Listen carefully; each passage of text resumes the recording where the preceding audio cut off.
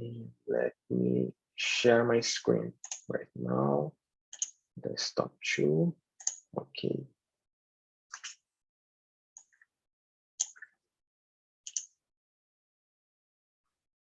Okay. Good morning or good afternoon, based on your time zones. Thank you for joining us here. This is the Online Bootcamp, and I'm João Martins. I'm a Forge developer advocate. I'm going to cover with you today the first tutorial, but throughout the whole week, we'll have 4 different tutorials, as I'm going to show you in a few seconds. How does this event works? We'll have 4 days, and during these 4 days, we'll have 4 tutorials from learnforge.autodesk.com. We'll have all of the time parallel tracks for Node.js and .NET. We have one right now with Jaime Rosales presenting the version in Node.js. This one is focusing on .NET. We are going to use .NET Core. And we have, for all of these days, for each of these days, we'll have 4 sessions per day. And during a session, I'm going to code and show you what you should be doing during the break. And I'm going to also answer your questions regarding this training or any other questions that you might have that are related to the app we are going to build, all right? Between the sessions, you're gonna have something like 1.5 hours to do the same thing I just did, with sharing my screen, and you can submit your questions, all right? When you submit a question, I already see there is something in the chat window. Oh, all right, another place, Vancouver, thanks. When you submit your questions, please use the Q&A because it is more organized for me to answer and others to see. There's a good structure there. If you want, you can also raise your hand and I'll let you speak and we can debug it together if it's an issue. But you can also use the chat window. It's not forbidden, all right? Here you can see the schedule for the week. Today, we are going to build a basic sample application for uploading, translating, and previewing 2D and 3D designs on our browser. Tomorrow, we are going to do basically the same application, but in this case, we are going to connect with our products like Fusion Teams, BIM 360 Docs, or ACC, all right? On Wednesday, we are going to do something different, which is customizing the viewer through extensions. By the end of this day, you'll have an idea of what I mean by extensions. And also we are going to add dashboards to our application. On Wednesday, the 3rd day of our bootcamp, you will need one application fully functional. And it can be either the one we are going to build today or the one we are going to build tomorrow, your choice. And on Thursday, the last tutorial, we are going to modify our designs using the design automation service, all right? As I said, this is day 1, uploading, translating, and previewing 2D and 3D designs. This is the goal for this day, for this tutorial. By the end of the day, I hope everyone can have an application like this one you're seeing right now. The steps this video is showing is just to create a bucket, upload a file to a bucket, translate this file, and finally render this file on our browser, all right? Don't worry if it doesn't make much sense right now, but through these sessions, it's going to be clear, all right? Why we are doing and what we are doing. This is the agenda for the day. First of all, we are going to take care of a basic intro that I'm doing right now and set up with all of the prerequisites. On session 2, we are going to do the basic server and authentication, on our case, .NET Core, authentication through token. I'm going to explain what I mean by token. Session 3 is regarding the uploading and translation of our models. And on the last session, we are going to do basically the client side of our application, all right? Static files and user interface, basically loading models into viewer library, all right? So for the session 1, intro and setup, we have the first prerequisite, which is the Forge account and the Forge application. For this demo, for this application, we need a Forge account. The Forge account is what is going to grant you permission to use our APIs, all right? The second prerequisite is the environment. I'm going to use Visual Studio Community 2019, and you can download it through this link right here, visualstudio.microsoft.com. And we are going to need basically these two workloads here. First one is ASP.NET Web and Web Development, and the second one is .NET Desktop Development. The second one is going to be used mostly on the last day, but it's good to have it because usually .NET developers need to develop desktop applications. So grant that you have both of these workloads. All right. You can do that also with VS Code if you are thinking about that, but Visual Studio has more wizards. It's better, it's easier, and it is the one I'm going to use today. So stick with that for now. And later on, you decide if you want to change, go to another option, all right? Enough talking. Now it's time for a demo, hands-on practice. Let's go do it. All right. First of all, we need a Forge account. If you don't have it, you can go under our webpage, forge.autodesk.com, and you should click here, sign up to try Forge. As I already have an account, I can just click on sign in. All right.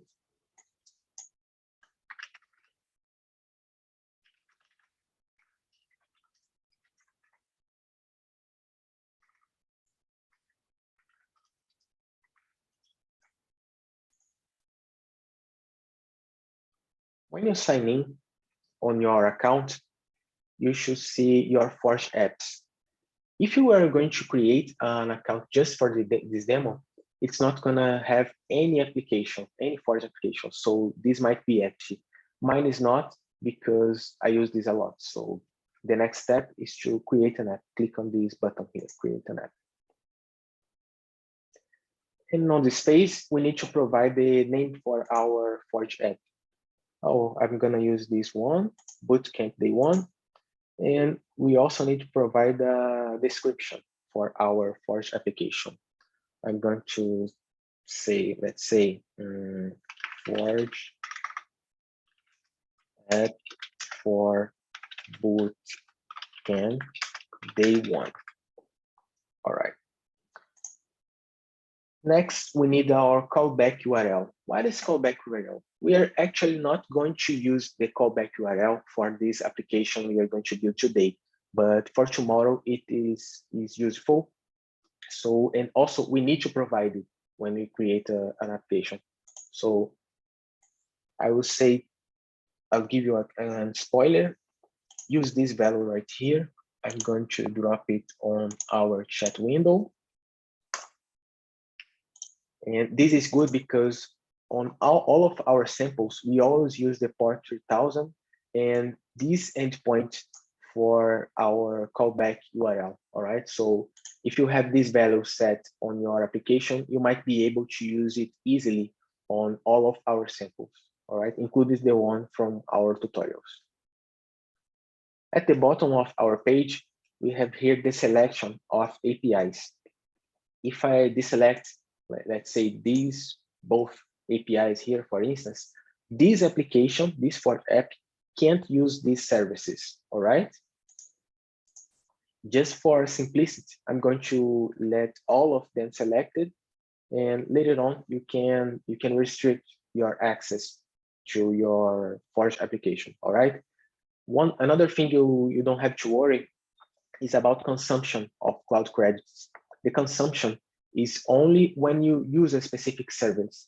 These API selected are going to allow your Forge app to reach these services, but you're only consuming cloud credits if you actually use the service, all right? So just by selecting, you're not gonna get consumption, all right? So I'm gonna let everything selected and create my application. When you create an application, you are going to receive these two fields, these two values that are the most important for our development, the client ID and the client secret. They work as we have our login and password. Client ID is just like a login, and client secret is just like a password. The client ID, there's no problem to share it sometimes, because you need to share it when you are going to connect with another hub like Intra360 Hub or ACC account. So no worry about that.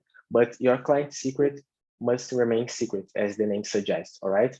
If it gets exposed, you can click on this button and regenerate a random client secret for your application, your ForgeApp, all right? With both of these combined, we can get a token that I'm going to explain how we're going to use it and how you obtain it on session 2. All right, everything set for our Forge application. Now we need to take care of the Visual Studio. So we go to visualstudio.microsoft.com. Here you can download Visual Studio Community 2019 on this button right here. This is the version I'm going to use for this tutorial. And again, remember to grant the workloads, to download the two workloads that I showed you before, the ASP.NET Web Development and Desktop Development, all right? If you don't have it already, do it right now, because it might take some time to download everything and get it to work, all right? After that, you might be all set, and we are going to follow the steps on this web page here, learnforge.autodesk.io. The tutorial we are going to follow today is this one right here, view your models, all right? I will go through all of these steps with you today. But first of all, we need Forge app and Visual Studio Community, all right?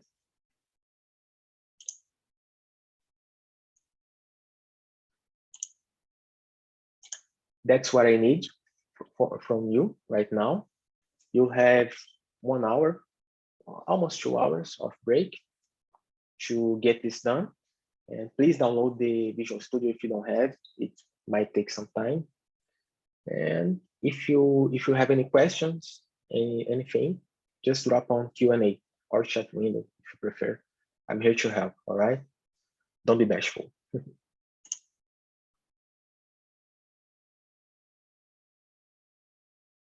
So let me pause the recording.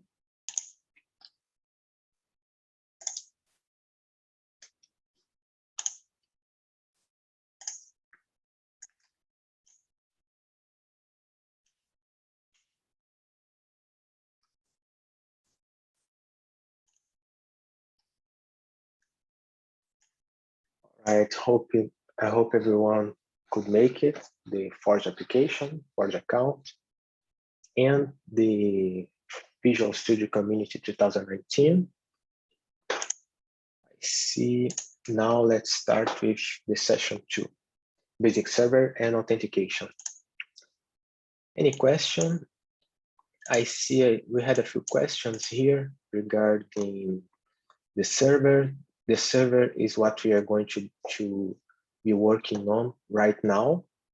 So there's a question from Jorge, those Jorge or Jorge.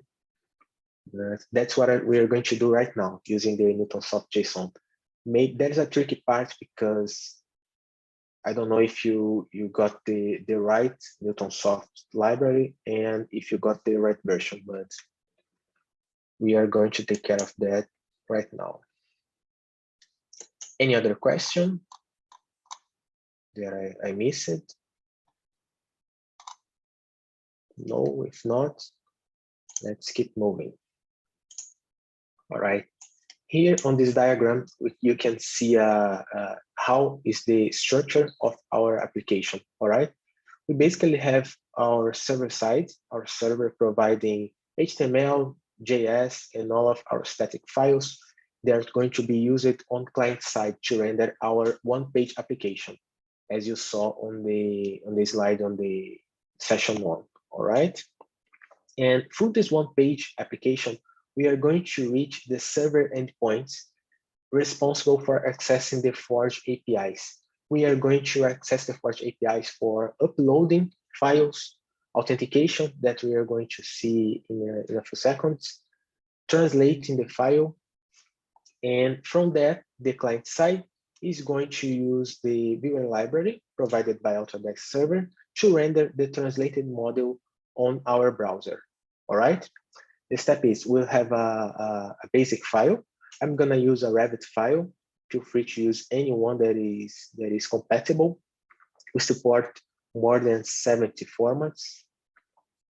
And from that, we are going to upload this Revit file to a bucket. I will explain in the session 3 what is a bucket, and trigger the translation. The translation is going to translate our file from Revit to SVF. SVF stands for Streaming Viewing Format. This is the format that our API called Viewer uses to render our model on the browser, okay?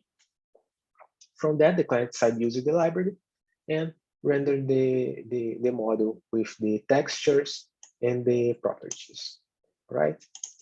So these are the steps we need to take care. We are going to create a new project using ASP.NET Core Web App Template, using .NET Core 3.1, which is the long-term support version. We are going to set up the environment variables, meaning the client ID, client secret, callback URL. We are going to create the basic server. There are a few changes we need to do on startup.cs. And also we are going to create right now the authentication controller. Let's go do it.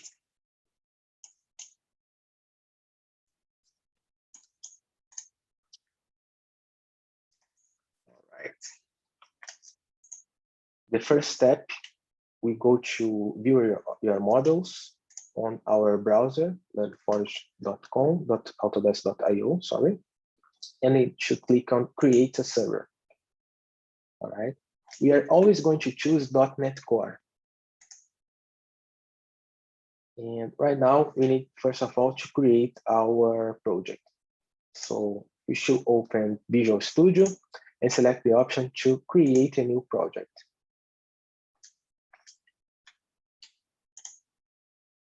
Questions, okay. We should use this template right here, S.NET Core empty. And to get there, you can filter by C# and web, all right? So this is a good moment to take a screenshot so you don't use the wrong template. I'll give you 3 seconds, 2, 1, all right. And now we click on next. Now we should select a name for our project. I'm gonna use Forge sample. And I'm going to, all right, this location is good. Feel free to change it. And I'm going to paste the solution and project in the same directory, just for simplicity. Click on next. And the framework is .NET Core 3.1 again, because it's the long-term support. And we can uncheck this configure for HTTPS. And we select create our project. Might take a few seconds.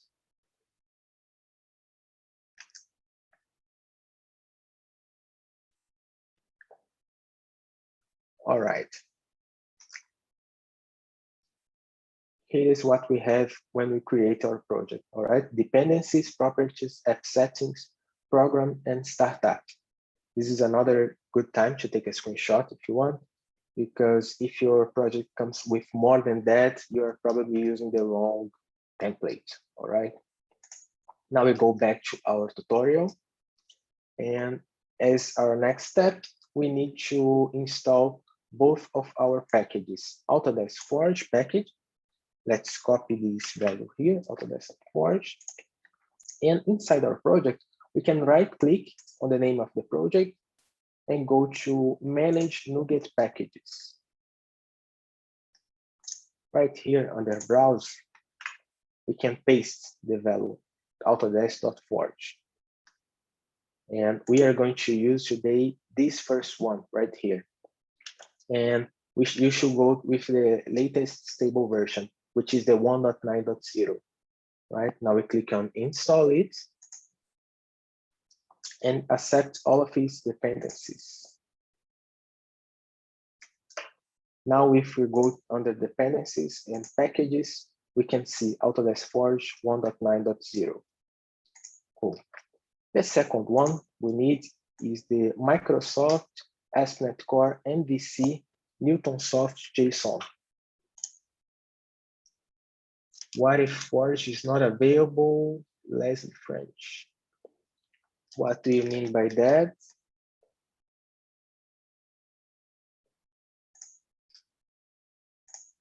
You should get the package from NuGet.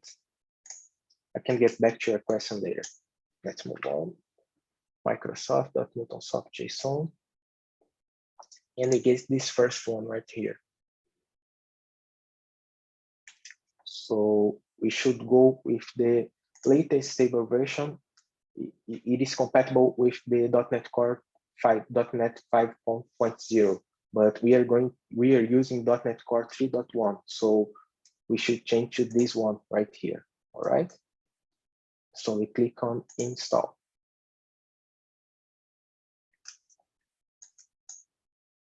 All right, we accept these dependencies and license. And right here, we can see both of our packages installed, all right? I'll get back to you in a few minutes, Leslie. Okay, now that we have both of our packages, next step, we need to set the environment variables, all right? We are using environment variables because it is simple and it is compatible with hosting, different hostings like Heroku that we use a lot, and AWS and Azure. Found it now. To set environment variables, you can go to Project and click on Properties. And under the Debug tab, we have here our environment variables, right?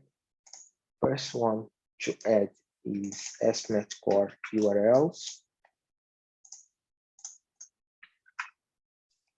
And the value.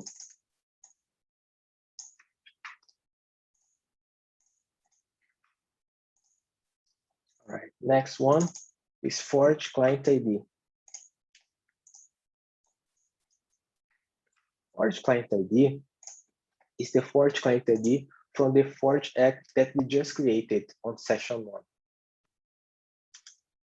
All right, so we can copy this value here and paste it. Now we need to add our client secret, Forge client secret.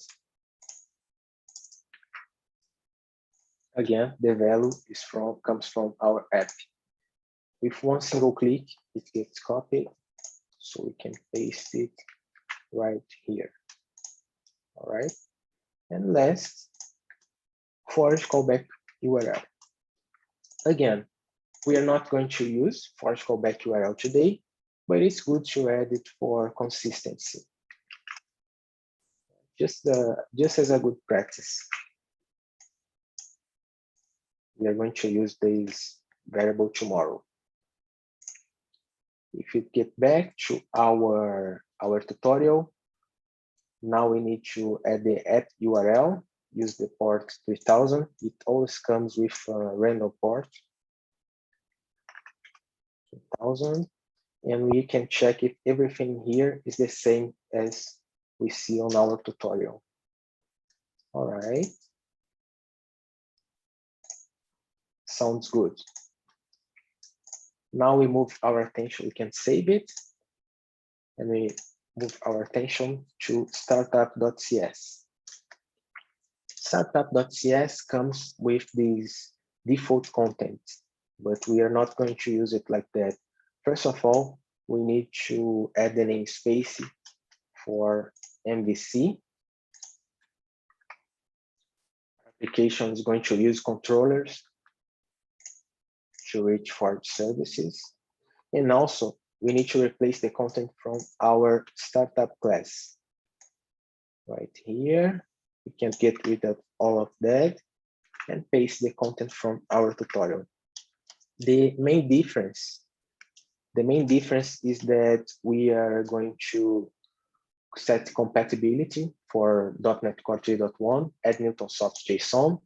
And in here, we are using default files and static files. We are going to build on session 4 on our client side, the www-root folder containing the HTML, which is the index.html, and the static files, JS and CSS, all right?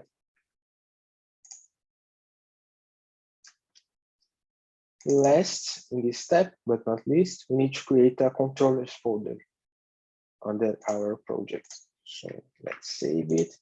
And in here, we can create right click on the name of our project, select add folder,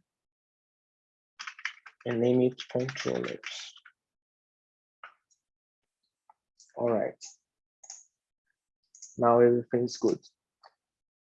We should click now on authenticate, next.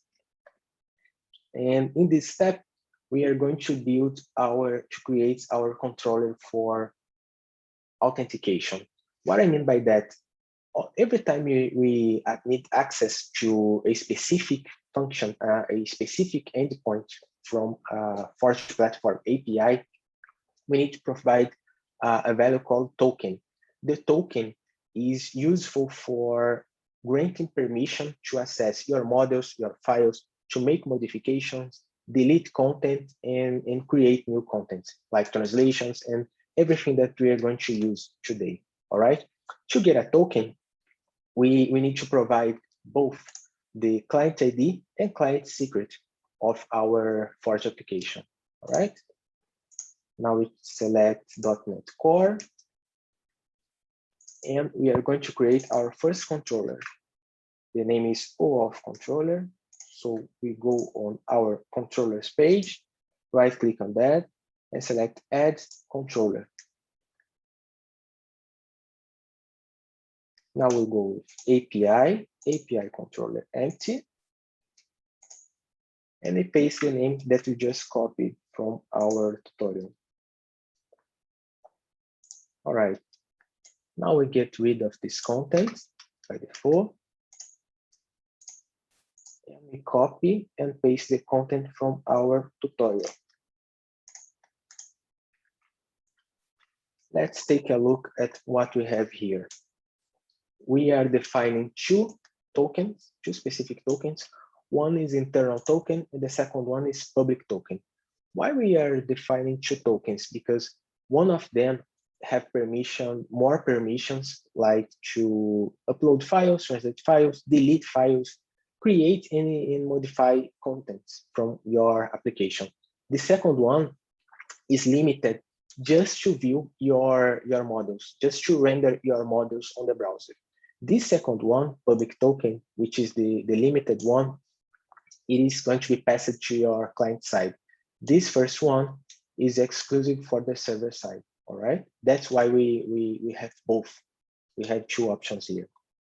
As you can see, this first one has these endpoints, reachable, and the internal one just acquired from our server side, all right? And how do we control these permissions? The permission of the token is controlled by a thing called scope. Public token has only the viewables read scope, which is the scope to view the model translated. And the internal token has all of these scopes right here to create a bucket, read data, write data, create data, and all of that, all right? Another thing you should consider is that the token is valid for 1 hour. After that, you need to acquire a new token, right? So we get a token, do what we need to do with our application, and we have 1 hour to do that. After that, we need to generate a new token. That's a security measure. This is the function that actually gets the token, and this function get app setting is just to retrieve the values of our environment variables, all right? Like the client ID and client secret here. All right, with that, we finish the session 2. And to test our application,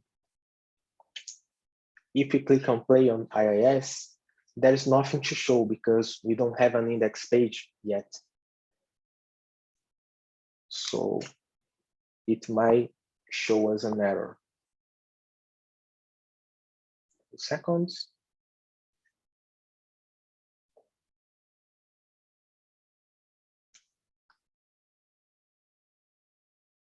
Okay, there's nothing to show. But we have one endpoint right here. We can reach this endpoint.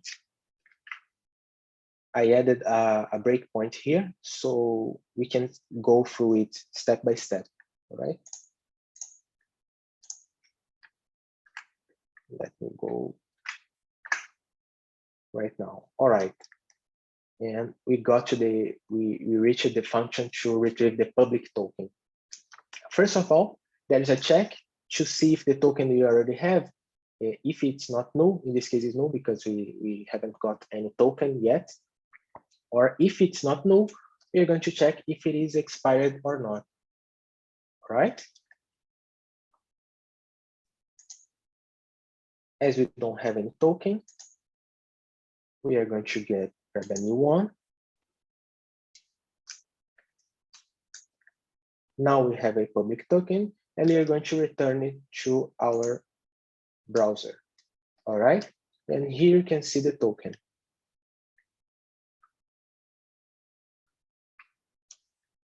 Navid, I hope this is better now.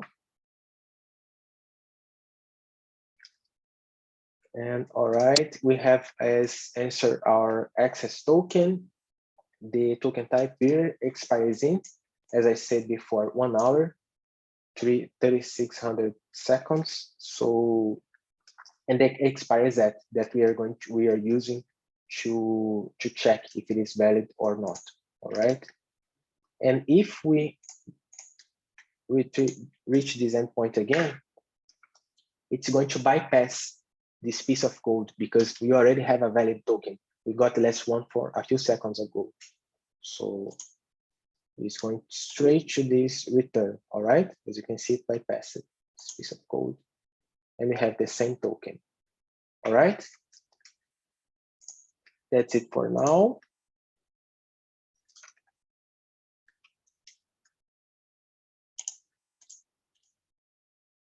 Now is your turn to do the same. Create, oh yeah, Visual Studio. I will improve it. Sorry for that. Now is your turn. Coming up next, the session 3, to upload and translate your model. You have 1.5 hours to create a project, just like I did. Remember to use the correct template, set up the environment variables, startup.cs, and the controller. You can do this final check, just like I did. All right, so let me see, we have a question here. Leslie, will the recording be available later? Yes. Yes, the recording will be sent to you, probably by email. All right. Any other question?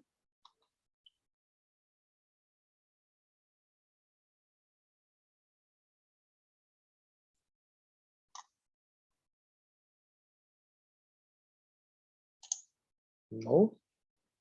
If not, then see you in 1.5 hours. All right. Feel free to use the Q&A.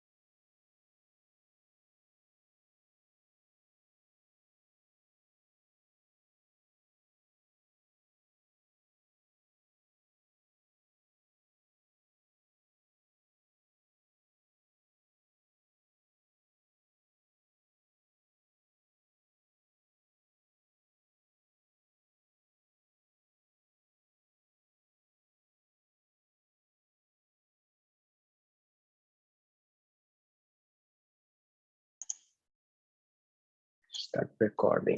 Okay. Hope everything got it to work. All right, now we are beginning the session 3, uploading and translating the models. Before we move on, is there any question? I saw some questions regarding the Newton soft, right? But I think everything's clear. All right, no?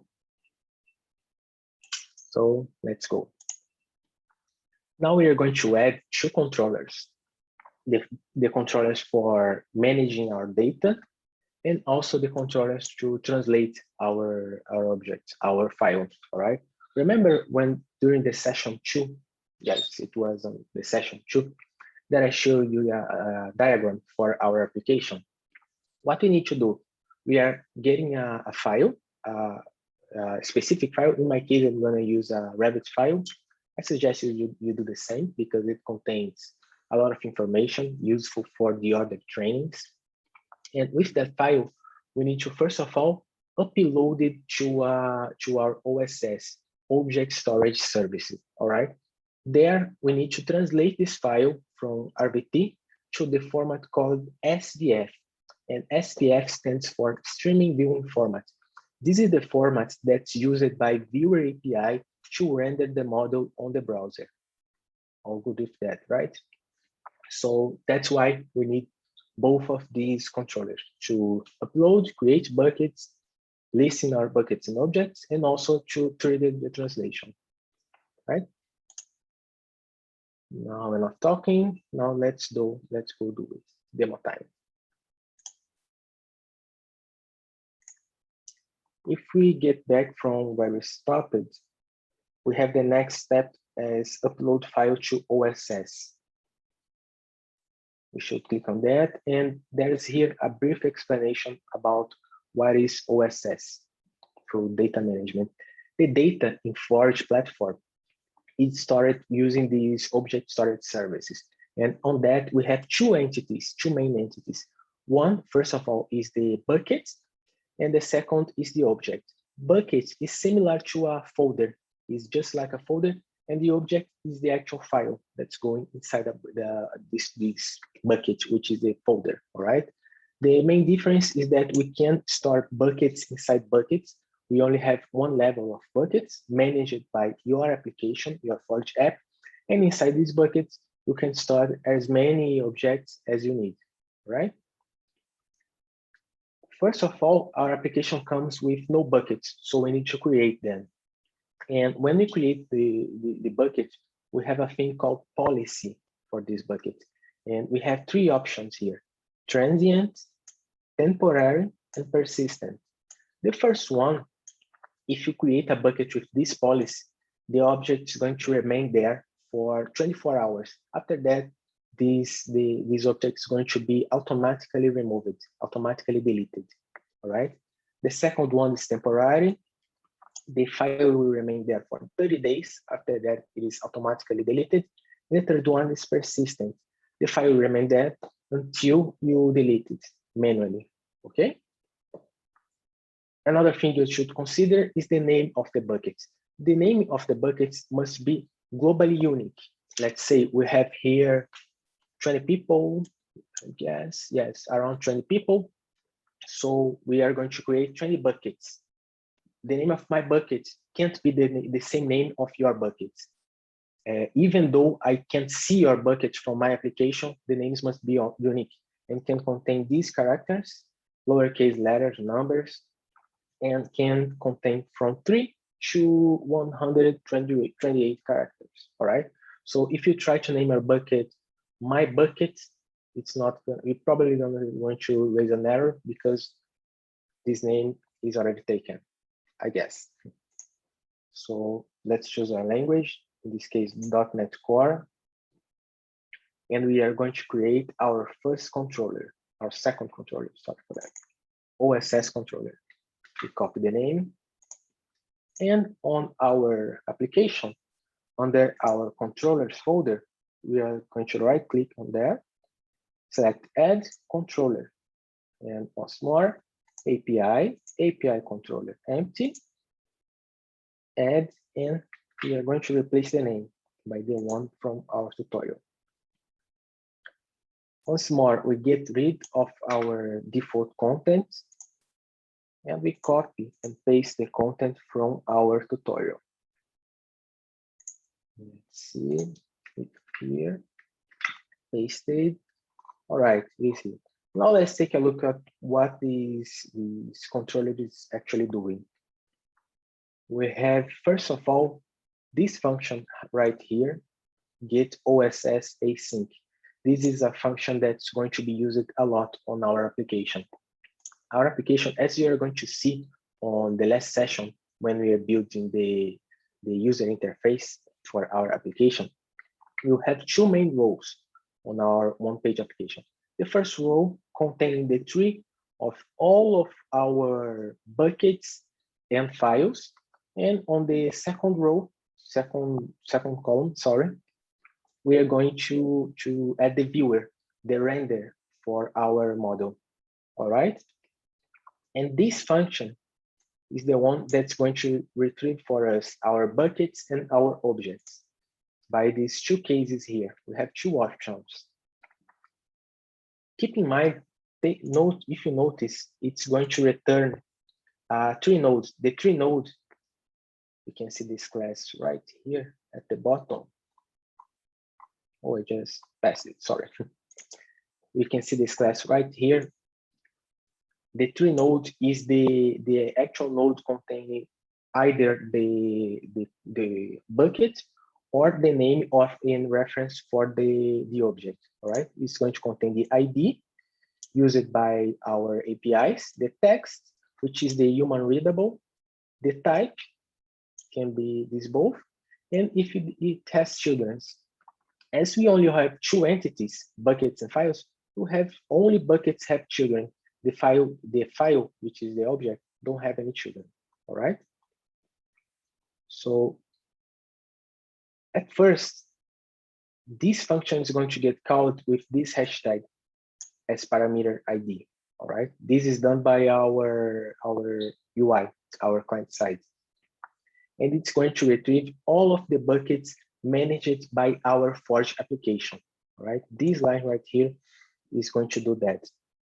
In this case, when we are creating a bucket, we can have bucket hosted on US or EMEA or Europe. We have two regions for storing buckets and objects also. So on our sample, we are using US and is compatible with our time zone. But if you want, feel free to change that to Europe region. All right. And this number here is the amount of buckets that's going to be retrieved. Our results are paginated. What I mean by that, if you have in your account, let's say 200 buckets, you have to call this endpoint 2 times. First one is going to retrieve the first 100, and the second time it is going to retrieve the second 200. You have to deal with pagination, all right? As this is just a sample, we are not doing that. I'm going to create one bucket, so when you move to production, please consider that, right? Same thing for objects here, but in this case, we need to provide an ID, and this ID is the ID of the bucket key where the object is stored. All right, we are going to limit this to 100 objects. Another thing to consider is, remember when I said that when I was explaining about the access token, we had two options: the public token and the private token.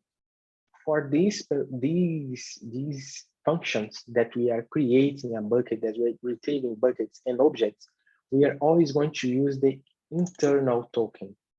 You see the function here, get internal async. All right, so always take note of that. Here we are passing the token. Also here we are passing the token to retrieve the objects. All right, it's covered. Now it is the function to create a bucket. Again, to create a bucket, we need to provide the name for this bucket, which is going to need to be globally unique. So for that sample, so you don't have, in order to, for you to not to worry with using a grid or a really long name, our application is always going to prefix the name of your bucket with your client ID, all right?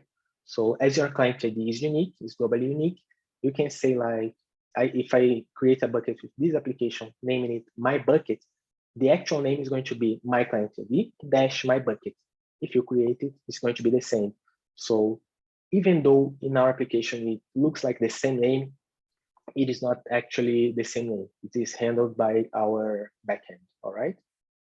We are specifying the policy as transient for our bucket, which means that if I translate, if I upload an object today, tomorrow, right after 24 hours, it's going to be deleted automatically. And we are specifying the region as US, all right? Okay, what else is here? Here we have also the function to upload our file, upload object, all right? And we have two options for that. We can upload a file with a single call, or we can upload a file in buckets. This sample is not dealing with both of these options because it's pretty simple. It's just to prove the concept. But if you want to move to production, your application, you should consider that a file like 1 GB, you upload in buckets, right? And that's it. That's also the base64 encode. When we use viewer, for instance, we need to pass the reference for our models as base64 encoded string, all right? That's why we have this conversion here, this method here. And that covers the OSS controller, all right? Next step, translate the file. I'll say this once more. It's not bad repeating because it's good that the concept stays in your mind. The file that we are going to render on our browser is not the original file. It's the format called SVF. So to do this translation, we need to call an endpoint from our model derivative API, all right? But we can only do this translation with model derivative. If you go to this link right here, supported translations, it's going to show you, it's going to show us all of the available translations that we can do with model derivative. As you can see, we have a lot of formats. I'm going to use a conversion from RVT to SPF, all right? But from RVT, I could also generate an IFC, DWG, all right?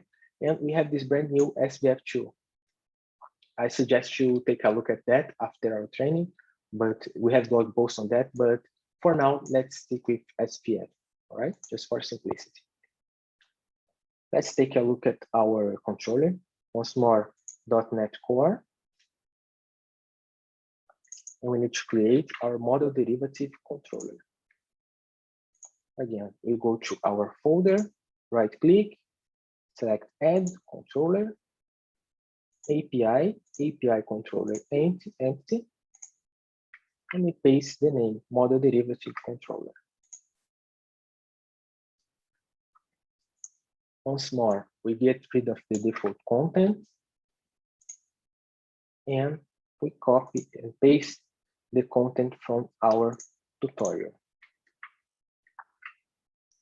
As you can see, this controller is really simple. It only has one function, which is the translate object. It's going to translate from our original format to SVF. Colors on it, and it's going to render to translate the 2D and 3D views, all right? In case of a Revit file, we are translating the 3D view and also the 2D sheets. If you delete and check this, we have all of the available formats here, all right? Cool, let's stick with SPF. And that's it for this session, all right? Once you have all of that covered, you can debug what we just got brand new on our application. Let me put a breakpoint right here on our OSS controller. Let me put a breakpoint right here. Again, we don't have an index page. So if we just reach our application, we are going to see an error.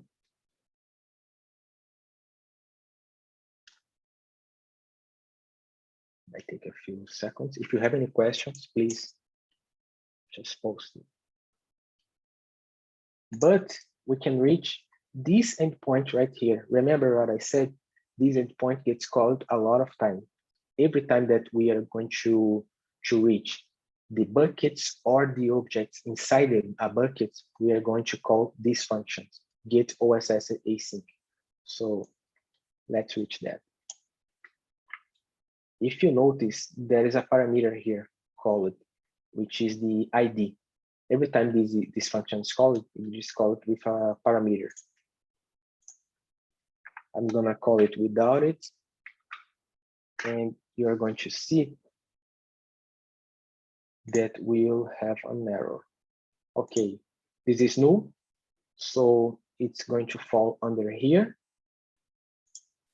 under the else case. And right here on line 47, you'll have an error because we are not passing the ID of a bucket. We are passing a new value. All right. So let's force our function to retrieve all of the buckets available on our Forge application. All right. How can we do that? We need to pass this value to our function. To pass this value, first of all, we need to pass this as URL encoded. So we have this useful page right here. I'm going to post to you on the chat window. Now you have it also, and we can type hashtag and we see the URL encoded value, which is %23. And now we can pass this parameter. We pass it like this, question mark, ID equals hashtag 23. Now my ID value is hashtag, so I'm gonna fall under this case here. Okay, we're getting the token. On this line, we are going to retrieve all of the buckets available. Let's see it. All right, and as you can see, there's an empty array. Why there's an empty array? I just created this application, so I can't see any bucket, all right? We are going to create a bucket when on the session 4 of our tutorial. So let's just push continue, and here we get the empty array, all right?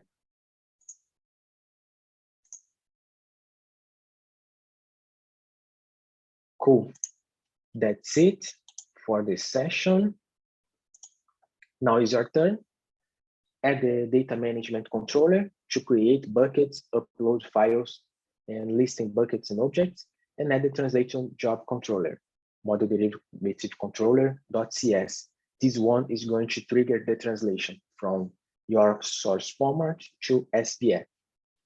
Got it? Any doubts, any questions? Just use the Q&A. I'm here to help, all right? Now it's up to you. Session 4 is the final session. We are going to build the client side of our application.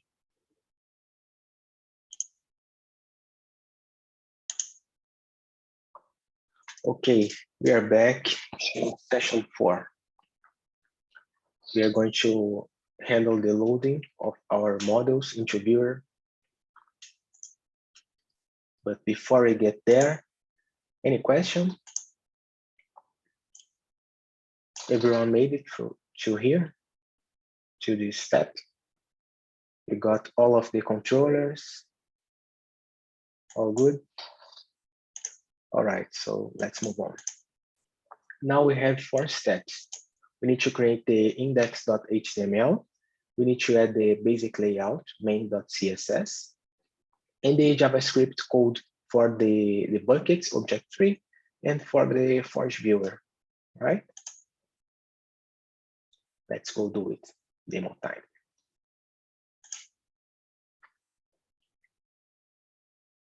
Okay.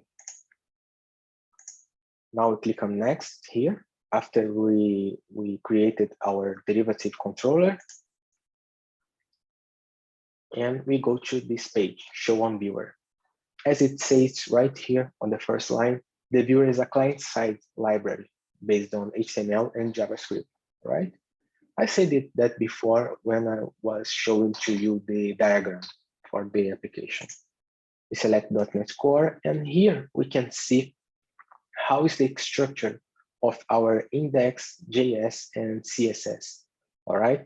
This is also based on the startup.cs that we just modified at the session 2, right? So first of all, we need to create this structure on our sample. Let's go to our project. We can right click on the name of the project and add a new folder. The name of this folder is going to be www. Oh, one extra here. And as soon as you create it, the icon is going to change, showing us that this is a standard page for ASP.NET applications, all right? And inside this folder, we need to create 2 more folders, CSS and JS. So let's right click on that, add new folder. First one, CSS. Second one, JS. Great. Now we click on next, viewer client side. First item we are going to add is the index.html, all right? This client side is a one-page application, and it is using mainly 3 libraries, jQuery for DOM manipulation, Bootstrap for styling, and JS3 to list our buckets and objects. Remember what I said before, we are going to have 2 columns. The first column on the left, we will have our tree of objects and buckets, and on the right, we will have our model being rendered, all right? So first of all, we need to create an index.html file under our wroot folder. So we click on add, new item, and here we have HTML page. We change the name to index, all right? When we create it, as most of the content, it will come with default content. So get rid of that and copy the content from our tutorial. In this case here, we have 2 options, viewer version 7 and version 6. So use version 7 because it's the most recent one, and only go with the version 6 is better because it is more recent, has updates, and only go with version 6 if you already have something, if you have a good reason to, all right? But if you're starting from scratch right now, always go with the most recent version. So we copy the content and paste it to our application. As you can see, here we are downloading the required libraries, jQuery, Bootstrap, and JS3. Here we have the actual viewer, all right? We have 2 files, the style sheet, CSS, and the JavaScript for the viewer, all right? And we have our main content that we are going to add right now, the main.css, Forge tree, and Forge viewer.js. On our body, we have a net bar with our logo and a link to our page. And right below it, we have the 2 columns that I spoke to you before. The first one is regarding the buckets and objects tree right here with size small 4, and with the size small 8, double the size of the first one, we have the ID for the viewer, all right? We have also a form to upload the file and a model that's going to be shown when we create a bucket. This is just saying that, when we create a bucket, the name must be globally unique, and our application is going to prefix the bucket name with our client ID, right? And also that for this demonstration, when you upload a file to a bucket, it's not going to translate it automatically. So we need to do all of these steps. We need to upload the files to the bucket and then translate it. Great, we have the index. Now we are going to add the CSS. Go under CSS folder, click on add, new item, and we have style sheet right here.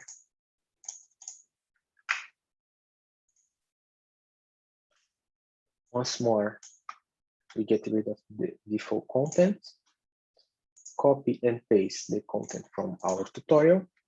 This is pretty simple, just taking care of styling, like getting the space from the body so we don't overlap with the nav bar, and overflow auto for our app buckets, for instance.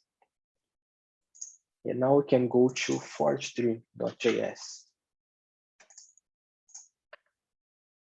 Under our JS folder, we can right-click, select Add, New Item.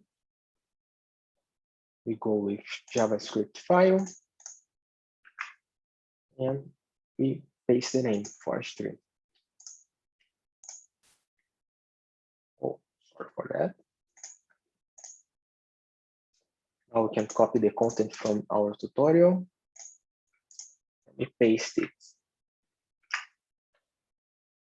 Let's take a look at what it is doing.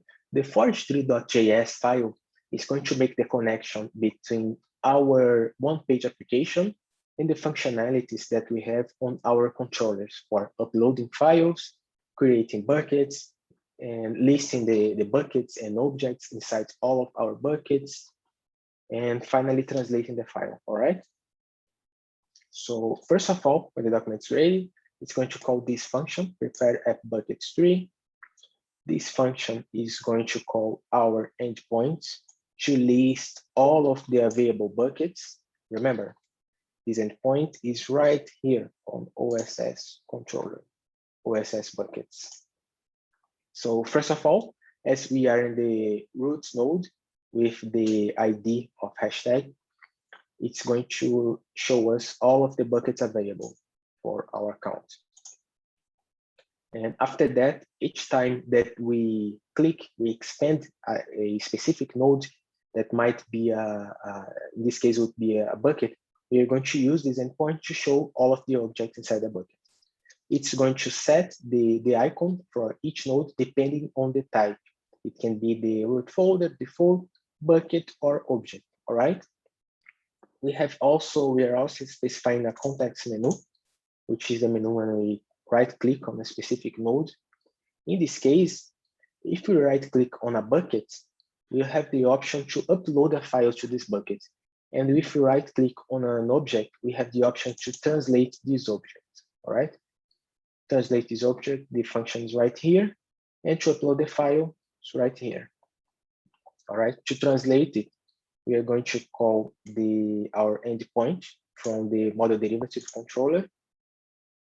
This endpoint is the only one that we had.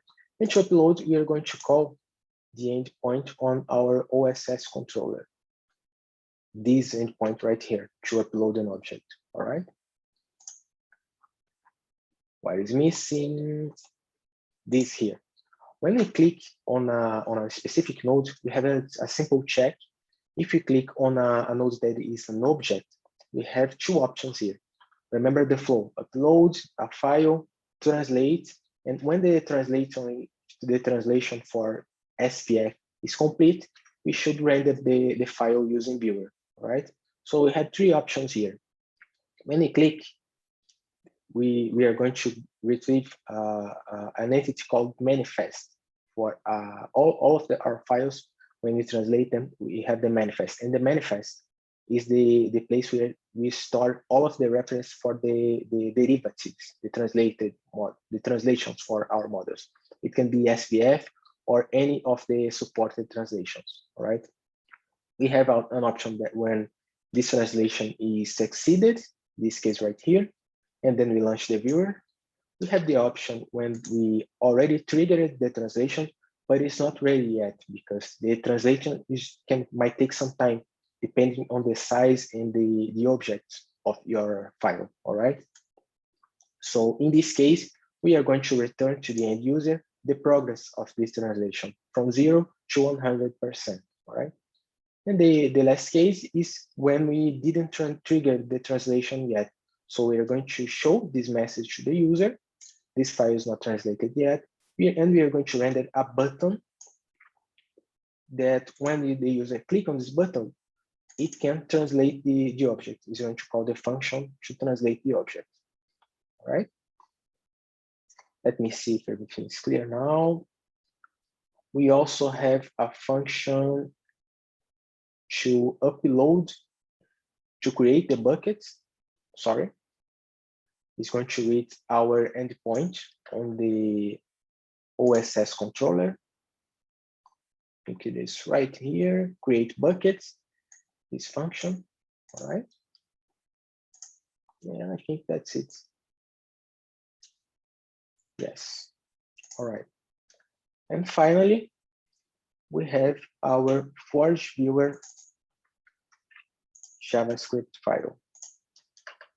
The last JS file, right click on the JS folder, select add, new item, JavaScript file, and we paste the correct name. Now we paste the content, copy the content from our tutorial. Again, go with version 7, unless you have a good reason to use the old version.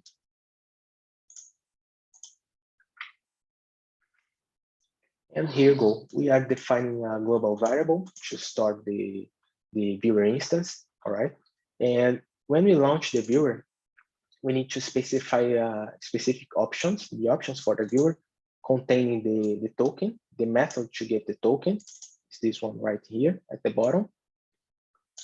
And also the environment. We are going to use Autodesk Production, but we have also local. We have a blog on that to support PDF and DWF. So after that, after these options, we are going to initialize the viewer, providing the div ID for the element where the viewer is going to be rendered, and one thing called extensions, one array of extensions available.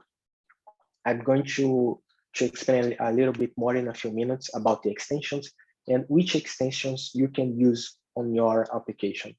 All right. In this case, you're using only one, but you are free to use any one of the ones available and create your custom extensions that's going to be covered on the tutorial on the day 3, on Wednesday. All right. After that, we start the viewer and we load the specific documents using the document ID. Great. When we load the document, we need to pass 2 functions for the load success and the load failure. When we have a successful loading of the document, we need to specify which of the viewable is going to be rendered on our viewer, all right? Because let's say, for instance, let's use, for instance, a Revit file. Revit file can contain 3D views and 2D views, like representing the 2D sheets. So which one is going to be rendered at first? Which one is going to be shown to your end user? In this case, we are using the default, right? But we can choose. I'm going to show you how you can choose in a few moments. And after that, we have all of our 4 files: index, main, forestry, and forge viewer. Now we can run our application, all right? Let's go run it. And now we don't have the error anymore because we already have the app defined, the index.html.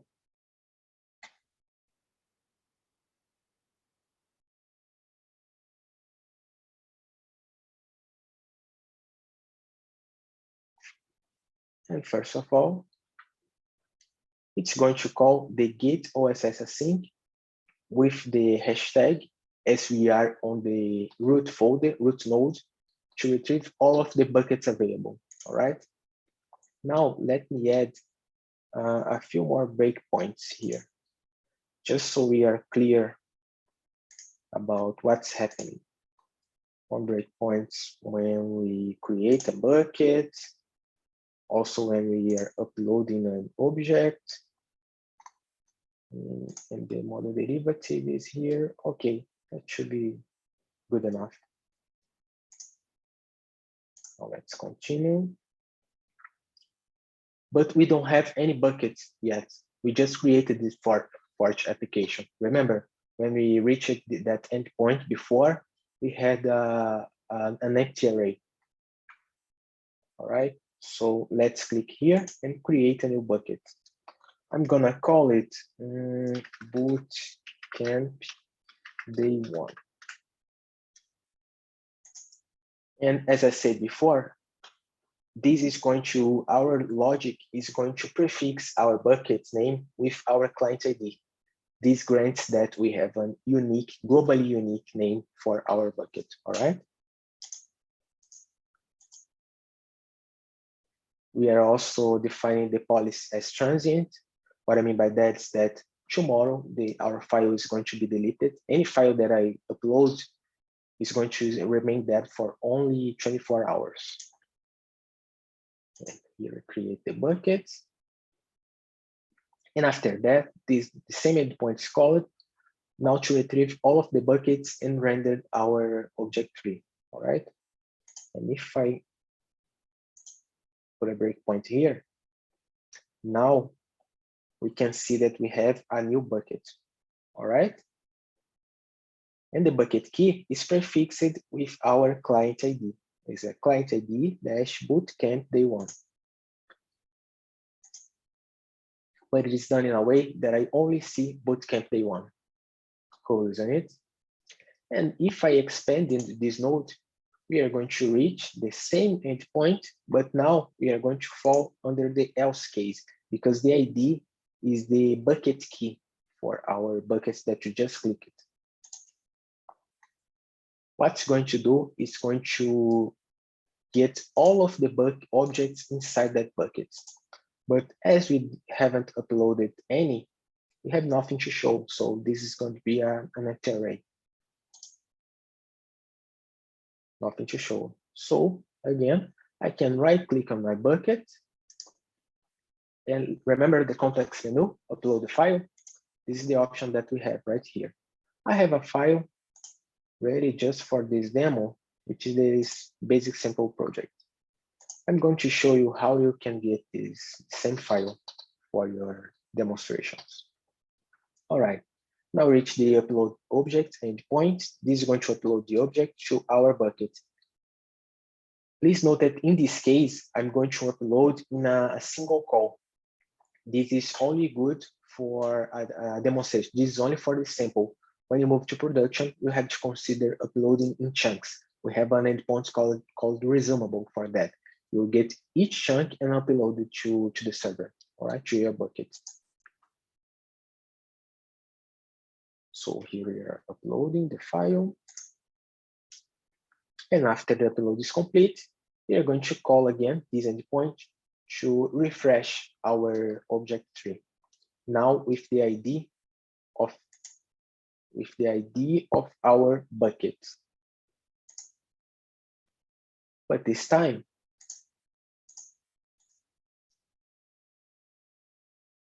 we don't have an empty array. We have the object that we just uploaded, RAC basic sample project.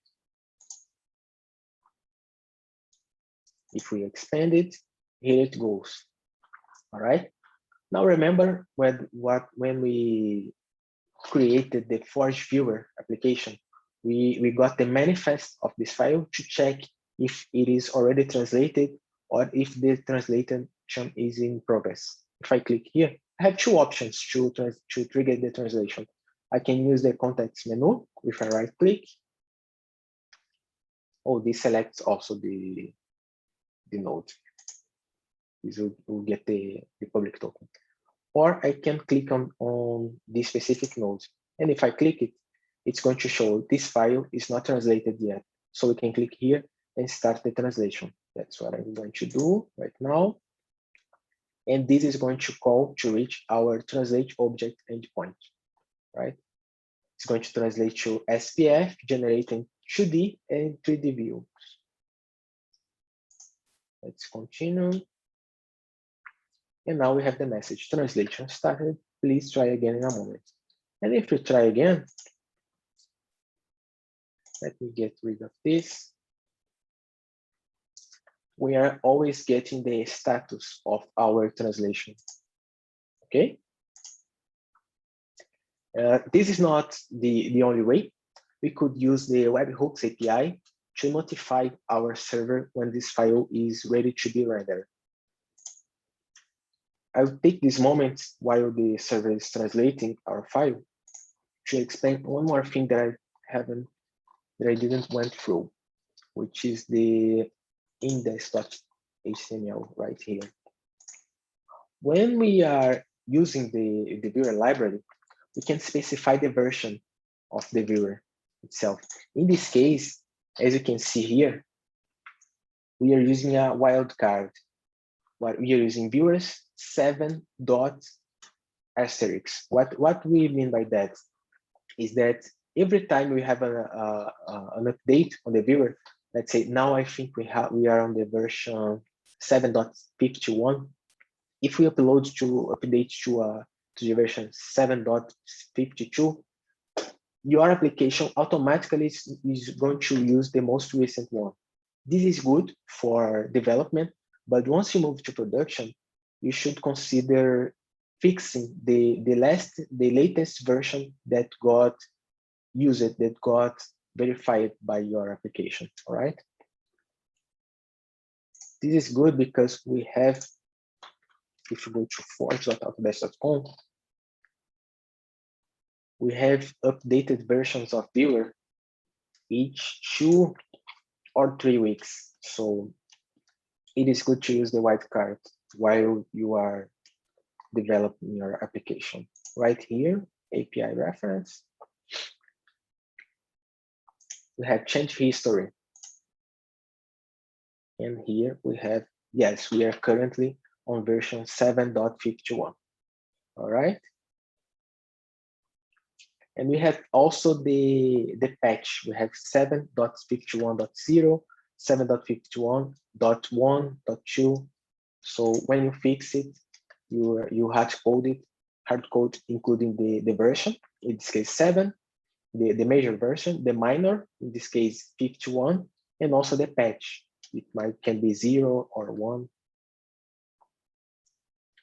Let's go back to our model and see the progress. All right, translation succeeded. And now we can view our model. All right. When you load the viewer, it comes with all of these buttons, all of these tools right here. They are called extensions, all right? And the one that we added, this one, document browser, is this extension right here. It's useful for change the view that is going to be rendered to our user, all right? In this case, we are seeing the 3D view, but let's say I want to see the elevations. So I can click here and change from 3D to elevations.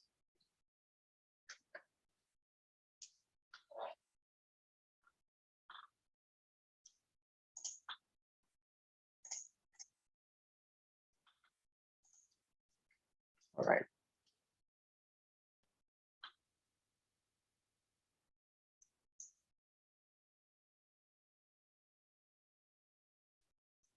And here we have our elevations. Cool, isn't it? And just like this extension, we can add more. If you go to LMV Ninja, we have this super cool web page here that is really useful. We can set the environment, the endpoint, and the version. Let's go latest. And we can also define, let me choose a model here. Let me use this one and launch viewer. This is the version, current version. As I said before, major version 7, minor version 51, and patch, fixing bugs, minor bugs. In this case, it is 0. Right here at the bottom, we have all of the available extensions. Look at this one called Visual Clusters. Right when I click it, this button appears. Form clusters by category. And if I click on that, it's going to separate all of our objects from our model depending of each category.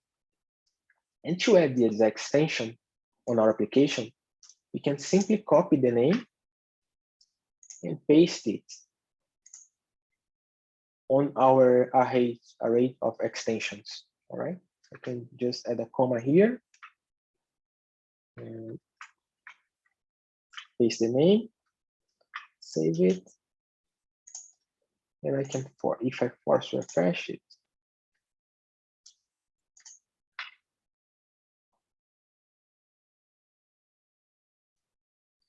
let me remove these breakpoints.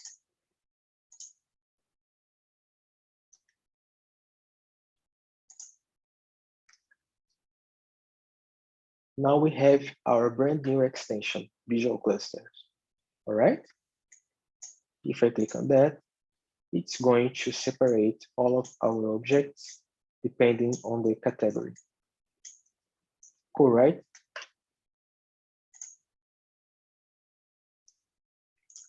That's what I wanted to show you. And now,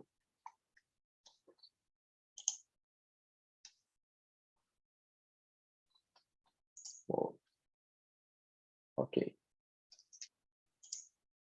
Okay, now is your turn.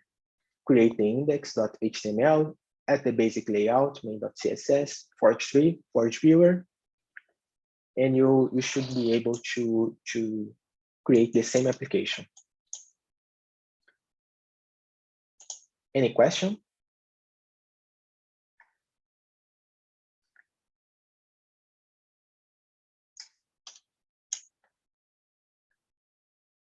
Oh, I have one here. Which extension was that again? The extension is called Visual Clusters. Let me show you again. You can paste this name right here.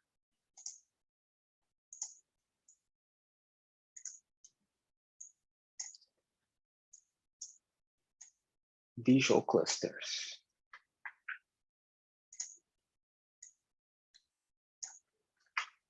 Let me paste it.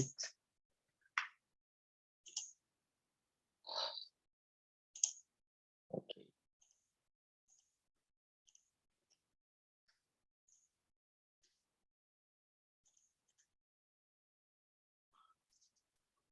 Another question? No? So far, so good.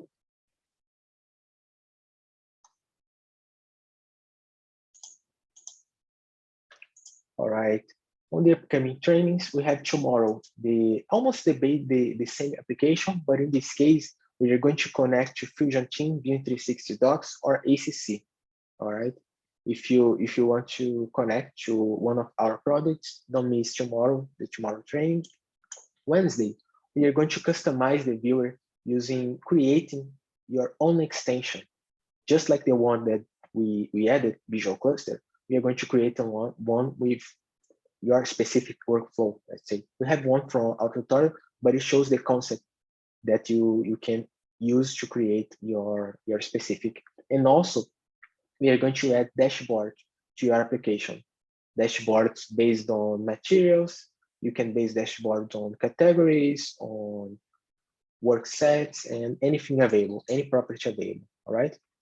And on the last day of our tutorials, our bootcamp, we'll have the sample that modify your designs using design automation, right? If you wanna build design automation for Revit, for Inventor, AutoCAD, we have all of these options. We got you covered on Thursday. If you need any assistance, you can reach us through Stack Overflow. Just use one of the following tags, and you can also contact us through our support, force.help@autodesk.com. Hope you found this training useful and fun also. And that's it. I will keep this webinar open if you have any questions for a few more minutes. But after that, apart from that, see you tomorrow. Thank you for your time.